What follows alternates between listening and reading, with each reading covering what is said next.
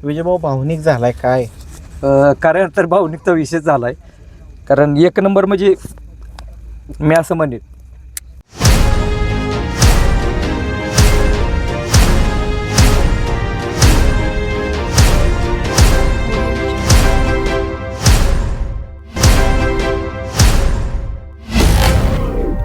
नमस्ते मित्रांनो, मैदान रिपोर्टरमध्ये आपल्या सगळ्यांचं स्वागत आहे. मित्रांनो, आपण सध्या आहोत पुणे जिल्ह्यातील हवेली तालुक्यातील वडकी या ठिकाणी.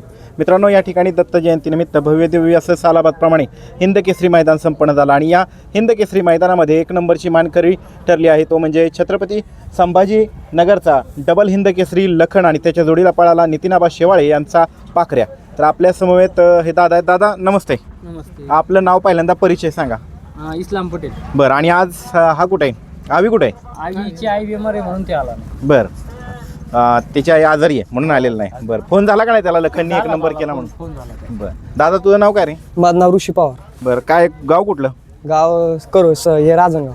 बरं, आणि काय सांगशील, आज तुम्ही दोघं आलाय, आवी नसताना सुद्धा आज तुम्ही दोघांनी नियोजन केलं, त्याचं सुट्टीचं असेल किंवा खाली गाडी जाताना झोपणं असेल, हे सगळं केलं आहे. काय सांगाल, आज पुन्हा एकदा लखननी एक नंबर केला आहे. फॉर्च्युनरच्या मैदानामध्ये त्याने प्रथम क्रमांक पटकावला होता, त्यावेळेस फॉर्च्युनरचा मानकरी ठरला होता आणि आता ह्या जुन्या पारंपरिक मैदानात हिंद केसरीचा किताब पटकावला. काय सांगाल? आम्हाला खूप तर असा आनंद झाला, बैलाने आज एक नंबर केला.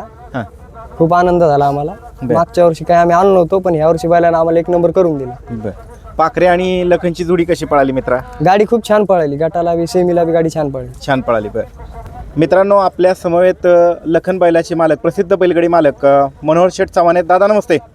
नमस्ते. नमस्ते. दादा, काय सांगाल, कसा आनंद आहे? पुणे जिल्ह्यातलं पहिलं मानाचं हिंद केसरी मैदान म्हणून या मैदानाची गणना केली जाते आणि या मैदानामध्ये लखन आणि पाखऱ्यानं एक नंबरचा मान पटकावला. काय भावना आहेत तुमची? बैलावरती खूप खुश आहे आम्ही. पहिली गोष्ट, मैदानही त्यांनी एक नंबर भरवलं. शेवळ्याबाचं नियोजनही त्या मैदानासाठी चांगलं होतं. आणि मला एक गोष्टीचा आनंद विशेष होतो की माझा बैल शेवळ्याबाच्या बैलामध्ये पळवून आम्हाला परत एकदा हिंद केसरीचा मान मिळवून देता आला. त्याच्याबद्दल जे वडकी संस्थानचं दत्तगुरु संस्थान आहे त्याच्या चरणी खरं तर आम्ही हा विजय अर्पण करतो. आणि ज्या शेवळ्याबाने शर्यत चालू करण्यासाठी जी काही मेहनत घेतली त्याला कुठेतरी त्याचा त्यांना विशेष आनंद आम्हाला देता आला.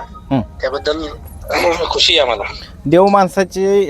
देव माणसाला तुम्ही साथ दिली आणि त्यांच्या अंगावरती पुन्हा एकदा या मैदानातला फायनलचा एक नंबरचा गुलाल भेटला. हा वेगळा आनंद आहे का तुमच्यासाठी?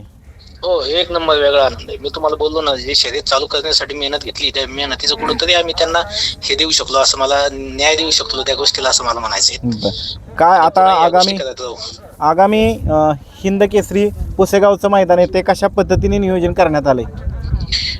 नियोजन झालेलं आहे, चांगल्या पद्धतीने नियोजन पण केलेलं आहे. आणि माझं पश्चिम महाराष्ट्रात येऊन खेळण्याचं एकमेव उद्देश आहे की आम्हाला पुसेगावला हिंद केसरी व्हायचं आहे. त्याच्यानंतर त्या मैदानानंतर मी कुठल्याच मैदानामध्ये लखन कडून अपेक्षा करणार नाही की त्यांनी कुठं नंबर करावा. तेवढी एक शेवटची माझी अपेक्षा राहील. बरं दादा, आता इथून माग ते मैदानात एक नंबर करेपर्यंत 3 फेरीचे मैदान खेळत राहील. बरं, आणि इथून माग तुम्ही कोणकोणत्या मैदानात हिंद केसरी झाला एकदा प्रेक्षकांना सांगा ना. आता चतुर्थ हिंद केसरी बैल झाला. हा, चतुर्थी. पहिल्यांदा सगळ्यात आधी पेडगावला हिंद केसरी झाला होता. आदतच्या फलटणला पण हिंद केसरी झाला होता बैल. त्याच्यानंतर आता जे 61 फाट्याचं मैदान झालं ना, माळशिरसचं, तिथं पण बैल हिंद केसरी झाला होता. आणि आज चौथ्यांदा बैल हिंद केसरी झाला वडकीच्या मैदानामध्ये झाला. बरं, आणि दादा, तुम्ही आता एक वाक्य प्रतिक्रिया देताना एक वाक्य बोलला की पुसेगावचंच हिंद केसरी मैदान, त्या मैदानामध्ये एक नंबर करायचा आहे, एवढं मोठं ध्येय बाळगलंय. नक्की काय आहे त्याच्या मागचं कारण? पुसेगाव म्हणल्यानंतर शाहूगिरी महाराजांची ती कर्मभूमी आहे आणि सगळ्यात मोठं मानाचं मैदान आहे. आणि विशेष म्हणजे त्या दिवशी आम्ही जे आमचं मराठवाड्या आणि उत्तर महाराष्ट्राचं जे काही सगळ्यात मोठं संस्थान आहे, वेरूळ संस्थान, आमचं संत जनार्दन स्वामी संस्थान, या संस्थानाची एक भेट घेऊन तिथे शाहूगिरी महाराजांकडे आम्ही त्या दिवशी जाणार आहेत. आणि ते एक दोन्ही मोठी संस्थानाची एक प्रकारे ते हे असेल. आणि त्या दिवशी लखन पण त्या संस्थानच्या, आमचं जे वेरूळचं संस्थान आहे मोठं, म्हणजे तिथं पूर्ण आमचं मराठवाडा, विदर्भ आणि उत्तर महाराष्ट्र असं त्या ठिकाणी येतो, असं मोठं एक संस्थान आहे. या संस्थानाच्या नावावरती त्या दिवशी लखन तिथे पडणार आहे. बरं, आणि तुमच्या भागामध्ये पण त्या संस्थांच्या वतीनं, वेरूळ संस्थांच्या वतीने एक मोठं हिंद केसरी मैदान होणार असल्याची चर्चा आहे, काय सांगाल? परमपूज्य जे काही जनार्दन स्वामी महाराज जे तिथले जे काही हे आहेत सध्या जे महाराज आहेत शांतिगिरी महाराज, त्यांनी तसं स्वतः तसं सांगितलं की अक्षय तृतीयेच्या दिवशी जे जनार्दन स्वामी महाराज यांनी समाधी घेतली होती आणि तेच मला वाटतं 28 वर्ष पूर्ण झाले, त्यांनी तसं हे केलं किंवा आम्ही त्यांच्या गो संवर्धनासाठी हे कार्य पुढे चालत राहावं म्हणून आम्ही एक मोठं मैदानाचं त्यांनी आयोजन करायचं ठरलं. ते आयोजन आता ते आमच्या मोठ्या भावाच्या याच्या खाली आयोजन होणार आहे त्या मैदानाचं. बरं मित्रांनो, आपल्याला निश्चितच छत्रपती संभाजीनगरमध्ये 2026 मध्ये भव्य दिव्य असं ओपनचं मैदान पाहायला मिळणार आहे. चव्हाण साहेब, खूप खूप धन्यवाद, आपण फोनवरनं प्रतिक्रिया दिली. तुमचं अभिनंदन आणि पुसेगावच्या मैदानासाठी बेस्ट ऑफ लक. धन्यवाद. आणि जाता 2 शब्द चालकासाठी, तो पण हिंद केसरी झालाय. हो, चालक नाही त्या खरं तुम्ही लक्षात घ्या, आम्ही ते जे दिलीप नाना म्हणते दिलीप अण्णा, त्यांना आम्ही ते बोलून घेतलेलं आजच्या मैदानासाठी. मला त्या माणसावरती गॅरंटी आहे. याच्या आधी पण त्या दिवशी त्यांनी चांगली गाडी आणली आणि तिथं पण आपण 1 नंबर केला. आज लगातार 3रा 1 नंबर केला लखनना. म्हणजे इकडे सेकंदाच्या मैदानात तर तो म्हणजे वर्षभराचा अपराजित बैल आहे. त्यानं 2 नंबर नाही केला, कधीच 1 नंबर केला. पण आता 3 फेऱ्याच्या मैदानात बी आज लगातार त्याचा 3रा नंबर होता. आणि दिलीप नाना गाडी चांगली आणली, ते हिंद केसरी झाले, त्याबद्दल त्यांचं पण अभिनंदन. चालतंय, धन्यवाद दादा. आपल्या समवेत आहेत बैलगाडी शर्यत क्षेत्रामध्ये देव माणूस म्हणून ज्यांना संबोधलं जातं आणि ज्यांच्यामुळे ही बैलगाडी शर्यत चालू झाली आणि आज या शेतकऱ्यांच्या या खेळाला सुगीचे दिवस आलेले आहेत, ते नितीन आबा शेवाळे आहेत. आबा नमस्ते. नमस्कार आबा, काय सांगाल, आज पुन्हा एकदा त्याच मैदानावरती तुम्ही 1 नंबरचा हिंद केसरीचा किताब पटकावलाय? आनंद आहे फार. मला वाटतं एवढ्या 4 वर्षामध्ये 3 1 नंबर केले ह्या मैदानावरती, 2 सलग 1 नंबर केले. मागच्या वर्षी थोडीशी हुलकावणी बसली, या वर्षी त्याची कसर निघाली आणि त्याचा फार आनंद आहे. त्याचा आनंद आहे. आणि विशेष म्हणजे आजचे जे जॉकी होते ते जॉकी पण तयारीचे होते, त्यांना खास करून इकडे बोलवण्यात आलं होतं असं मगाशी लखनच्या मुलाखतीमध्ये मनोहर शेठ यांनी टेलिफोनवरती मुलाखत दिली, कॉन्फरन्सवरती, त्यावेळेस त्यांनी सांगितलं. तर काय सांगाल त्याविषयी? ते दिलीप ड्रायव्हर म्हणजे आमच्या राजापासूनचे, ते म्हणजे आमची गाडी त्यावेळेसपासून आणतात. आणि आता आज नेमकी थोडीशी अडचण झाली, त्यांना काल सांगितलं होतं की तुम्हीच गाडी हाणायची, कारण परवा दिवशी त्यांनी लखनची गाडी हाणली होती. बरोबर. आणि त्यांना सांगितल्यानंतर ते लगेच तयार झाले आणि सकाळी आले इथं. त्यांचं बी धन्यवाद. आणि अनुभव कामाला येतो हे परत सिद्ध झालं. या क्षेत्रामध्ये गाडी आणणाऱ्याला अनुभव पाहिजे, कुठं किती गाडी आणायची, कुठं धरायची हे समजलं पाहिजे. आता पाखऱ्या कुठं असतो आबा एक्झॅक्ट? पाखऱ्या आता एक 3-4 महिने झाले जवळजवळ. वरती पाऊस चालू झाल्यानंतर वरती झऱ्याला पाठवलेला आहे. बरं, आता हिथं यायच्या अगोदर तो कुठं होता, कसं पद्धतीने त्याला? 2 दिवस इथं घरी बोलवला होता. बरं, आरामावरती 2 दिवस अगोदर घरी बोलवला. आता पुढचं नियोजन कसं काय असणार? पुढचं आज ठेवणार, परत आता उद्या 9 तारखेला मैदान आहे, तर ते जवळ पडतं. ह्याला थोडासा प्रवासाचा थोडासा प्रॉब्लेम जाणवता आम्हाला, म्हणून थोडंसं वरतीच ठेवणार आहे. अंतर पण मैदान नाही जवळ आता आम्हाला, अंतर पण खूप आहे. हो. आणि जे मोठं मैदान येते परमपूज्य सद्गुरू सेवागिरी महाराजांच्या आशीर्वादाने संपन्न होतं, ते पुसेगावचं हिंद केसरी मैदान 16 डिसेंबरला संपन्न होते. त्या मैदानाची कशा पद्धतीने तयारी करण्यात आली? अजून आमची काहीच तयारी नाही, खरं सांगतो. म्हणजे आम्हाला अजून ठामासा ह्या बैलाबरोबर पळणारा आमचा पायरा पण नाही. बरं, त्याचबरोबर लखनच्या विषयी काय सांगाल? मनोहर शेठ यांनी मगाशी मुलाखतीमध्ये सांगितलं की आबांना आम्ही हिंद केसरीचा त्या मैदानातला 3ऱ्यांदा गुलाल देऊ शकलो, हेच आमच्यासाठी फार मोठं आहे. त्याच्याविषयी काय सांगाल? हा पायरा आमचा 1.5 महिन्यापूर्वी ठरला आहे. बैल आमची कोण पळतंय कोण नाही पळतंय, पण 1.5 महिन्यानंतर जसं तारीख डिक्लेअर झाली, त्याला मी त्यांना फोन केल्यानंतर म्हणले की 100% पळायचं. ती गाडी किती पळल काय पळन हे तुमचं माझं नशीब, ह्या हिशोबात आमचं बोलणं झालं होतं. आणि त्यांनी त्यांच्या शब्दामध्ये किंवा आम्ही आमच्या शब्दामध्ये अजिबात फरक न करता तो पायरा तसाच 1.5 महिन्यापूर्वी ठरलेला आज गाडी पळाली. आणि गाडी कशी पळाली तुम्ही बघितलं. मित्रांनो, तुम्ही पाहू शकता हिंद केसरी किताबाची ही मानाची ट्रॉफी आहे. आबा, काय सांगाल या ट्रॉफीच्या विषयी?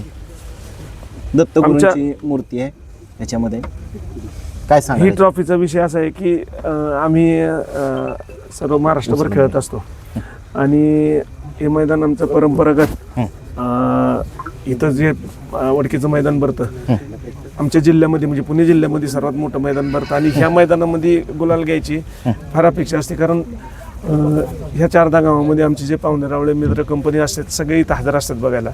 आणि ते कायमच आमच्याकडनं फक्त ऐकत असतात की आम्ही बाबा 2 नंबर केला, 4 नंबर केला, 1 नंबर केला. परंतु त्या लोकांना सुद्धा बघायला मिळतं की बाबा बैल 1 नंबर करताना किती कष्ट पडतात, काय होतं. आणि मग त्यांना सुद्धा म्हणजे भागातल्या लोकांना सुद्धा अभिमान वाटतो त्या गोष्टीचा. आज कशा पद्धतीने समस्त ग्रामस्थ वडकीकरांनी हे मैदान आयोजित केलं? मैदानाचं तुम्हाला पहिल्यापासूनच माहिती आहे की ह्या मैदानाची शिस्त म्हणजे शिस्त असते. ग्रामस्थ कुठल्याही शिस्ती बाबतीत किंवा मैदानाच्या कुठल्याही गोष्टीवरती कॉम्प्रोमाइज करत नाही. आणि कोण मोठा छोटा ओळखीचा पाहुणा रावळा कुणाचाही हिशोब नसतो. इथं मैदान आणि मैदान 1 नंबरचं करायचं हा एकमेव ध्येय असतं वडकेकरांचं. आणि ते मैदान ते चांगलं करतातच. आणि इथून मागं पण झालं, इथून पुढं पण होणार आणि आजचं पण झालं. तुमचे जिवलग साथीदार म्हणून ज्यांना बैलगाडी शर्यत क्षेत्रामध्ये हे केलं जातं, संबोधलं जातं, ते म्हणजे विजूभाऊ काळे. आणि त्यांनी सुद्धा अप्रतिम असा आनंद साजरा केला. काय सांगाल ते त्यांच्या इतकं म्हणजे त्यांना देवाने एक देणगी दिलेली आहे की म्हणजे सदैव खुश राहायचं. म्हणजे मैदानात गाडीने नंबर केला म्हणून नाही, परंतु कधी नाराज होत नाही. आणि संयम त्यांचा फार मोठा आहे. आणि आनंद व्यक्त करण्याची पद्धत तर तुम्ही सगळ्यांनी बघितलीच आहे. त्यांच्यासाठी मी खास कॅमेरा आणला होता एक नवीन. त्याचा आज ओपनिंग त्यांच्या डान्समध्ये करण्यात आलंय आणि तो थोड्या वेळाने टाकणार आहे मी इंस्टावरती 360 इंस्टा म्हणून.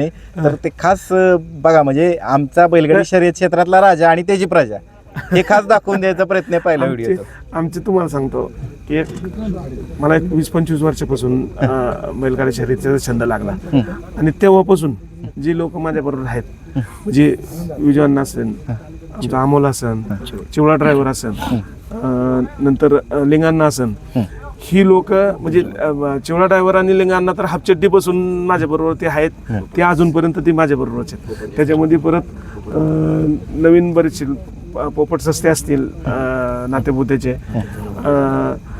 असे बरेच लोक आमचे जुने जे आहेत ते अजून आमच्या सोबत आहेत. आणि त्याच्यामध्ये परत नवीन मुलांची परत भर पडलेली आहे. या सर्वांच्या सहकार्याने, सर्वांच्या प्रयत्नांनी हा खेळ चाललेला असतो. मला वाटतं माझा सहभाग फार कमी झाला आहे त्याच्यामध्ये. मी एखाद्या 4 पैकी 2 मैदानाला येतो, 2 मैदानाला नसतो. परंतु ही लोक सर्व कष्ट करून जे यश प्राप्त करतात त्याबद्दल मी त्यांचेही धन्यवाद मानेन. त्याचबरोबर आज तुम्ही बावऱ्याला पण घेऊन आला होता. ह्या मैदानातला तो 2 वेळा फायनलचा मानकरी राहिला होता. भाऊ आज आले होते मैदानामध्ये. मोठा भाऊ छोट्या भावाला 1 नंबरमध्ये गुलालात पाण्यासाठी इतक्या वेळ मैदानात थांबला होता का? थांबवलं होता का? 100%. ते तुम्हाला मी सांगतो, ते हे दोन्ही एकाच बापाची मुलं आहेत, पाखऱ्या आणि बावऱ्या. आणि एकाच माणसाकडनं मी दत्ता पाटील जे आहेत झऱ्याचे, त्यांच्याकडनं दोन्ही बैल मी त्यांच्याकडनंच घेतलेले आहेत. त्याच्यामुळं एक मोठ्या भावाची छोट्या भावावरती सावली असावी म्हणून तो बैल सुद्धा मी आणला होता. आणि 1 वर्षभर जवळजवळ बंद ठेवलेला. आता तो लगायचा वगैरे बंद झाला, त्याच्यामुळे पळाला बरा पळाला. त्याचबरोबर आबा ही सगळी टीम आहे. मित्रांनो, तुम्हाला मी सांगू शकतो, आता वाजलेले जवळपास 8 वाजलेत आणि बक्षीस वितरण आटपल्यानंतर आबा इथं पाखऱ्यापाशी आलेले आहेत. आणि ही सगळी आबा ही जी प्रेम करणारी तुमच्यावरती किती गर्दी, अजून एवढा अंधार पडला तरी पण ही सगळी गँग इथंच थांबली. काय सांगाल या मित्रमंडळींच्या विषयी? नाही, तुम्हाला मग कशी सांगितलं ना, मी गाडी हडपसरची पळती, पण माझ्या अंदाजाने पश्चिम महाराष्ट्रातनं प्रत्येक विभागातनं 2-4 माणसं आमच्या बैलगाडी मागे असतात. कोण कुठल्या गावचं हे सुद्धा माझ्या लक्षात नाहीये, परंतु असतात का तर असतात. ती लोक कायम असतात. हे सगळं एवढं प्रेम आबा इतर कुठल्या क्षेत्रात मिळालं असतं का? नाही, मला नाही वाटत मिळालं असं. आणि ह्या क्षेत्रावरती प्रेम केलं आम्ही आणि त्या क्षेत्राकडनं पण आम्हाला भरपूर प्रेम मिळालं. त्याचा अभिमान पण वाटतो आणि मी सर्वांचा ऋणी पण आहे. बरं, त्याचबरोबर आबा तुम्ही आता मगाशी उल्लेख केला की दोघं बावऱ्या आणि पाखऱ्या, तुम्ही घेताना बैल खरेदी करत असताना अतिशय म्हणजे एकदम निरीक्षण करून खरेदी करता. आणि काहींच्या पिढ्या गेल्या, अनेक दावणीला नंदी झाली, मात्र हिंद केसरीचा गुलाल सहसा कोणाला लाभत नाही. तुम्हाला दोन्ही नंदींनी हिंद केसरीचे गुलाल मिळवून दिलेले आहेत. आमचं पहिली गोष्ट म्हणजे आम्ही जातीगुतीचा बैल शक्यतो म्हणजे आवडतो आम्हाला. त्याच्यामुळं जातीगुतीचाच खिलार म्हणलाच, कोसा खिलार म्हणलाच बैल असतो आमच्याकडे शक्यतो. आणि तो एकदा जर आम्हाला असं वाटलं की बाबा व्यवस्थित पळते वासरू तर त्याच्यावरती एक 2-3 मैदान आम्ही लक्ष ठेवतो आणि बारकाईने लक्ष देऊन एकदा खात्री झाल्यानंतर मग आम्ही सर्व त्याच्यातनं मग विचार करून मग घ्यायचं ठरवतो आणि मग ते व्यवहार करायला मग आम्ही पुढे होतो परत. विजयभाऊ आता 1-2 शब्द व्यक्त व्हा. पुन्हा एकदा आबा हिंद केसरीचे मानकरी ठरलेले आहेत. हिंद केसरी मानकरी ठरल्याबद्दल धन्यवाद. खऱ्या अर्थानं वरकी ग्रामस्थांनी जे हे पारंपरिक मैदान असते दत्त जयंतीचं, मी दत्त महाराजाचा आणि कोंडीबा महाराज शिरूर यांचा भक्तच म्हणा. गेले वयाच्या 10व्या वर्षापासून मी 5वी-4थी पासून दत्तगुरू महाराजांचा गुरुवार पाळतो आणि त्याचा भक्त आहे. आणि ह्या एरियातलं आबांचं म्हणत असलं बाकीचे आपल्याला फायनल मिळतात पण ओळखीचं फायनल आपल्याला मिळावं. आणि पहिल्यापासून जेव्हापासून आबा आम्ही एकत्रित आलो तेव्हापासून आबांचं एकच मत आहे की इथली शिस्त खूप चांगली. आम्हाला 2 दिवस अगोदर 4 दिवस अगोदर सांगणार बघा पटकन यायचा, उशीर लावायचा नाही, ते तर कोणाला चालून देत नाहीत. पण सन्मान्य पंडित दादा मोडक आणि त्यांचे सगळं ग्रामस्थ चापेमळ्यातले सगळे अतिशय उत्कृष्ट मैदान करतात आणि त्यांचा आदर्श सगळ्यांनी घ्यावा शिस्तीचा आणि मैदानाचा. आणि आज हे जे 1 नंबर झालं खरोखर मी म्हणजे सगळ्यांना धन्यवाद देतो. एक महिना 1.5 महिन्यापासून सगळ्यांना कष्ट केलं. त्याचबरोबर आता बैल जरी झरेवाल्याने आपल्याला विकलेला असेल, दत्ता पाटील असेल, घन असेल, बारका दत्ता असेल, त्यांची सगळी टीमच आणि त्यांचं सर्व कुटुंब आपल्याबरोबर खूप त्यांचा सिंहाचा वाटा आहे त्या माणसाचा. कारण आपण सांगायच्या अगोदर ती ज्याला ती जे कष्ट आहे ते खऱ्या अर्थाने करतात. कारण मी 8-15 दिवसाला आम्ही जातो, आबाचा कंटिन्यू फोन असतो, अरे बाबा काय करायचं, पण आपल्या अगोदर त्याने ते करणार. मग बैलाचा खोराक असेल, बैलाचे पावरचा असेल, बैलाला अवताला झोपायचं असेल, आज उजवीन असेल, पवाटेचं असेल, खऱ्या अर्थानं चांगल्या पद्धतीनं ते नियोजन करते ते. आणि आज हे सगळ्यांच्या कुटुंबात त्यांचा बी यामध्ये सिंहाचा वाटा. म्हणजे आमच्या बैल घरी नसलं तरी घरी असल्यासारखं आमचा बैल तिथं जर असला तर ते आपण बी आबा कधी म्हणणार नाही बाबा आपण विकत घेतलाय.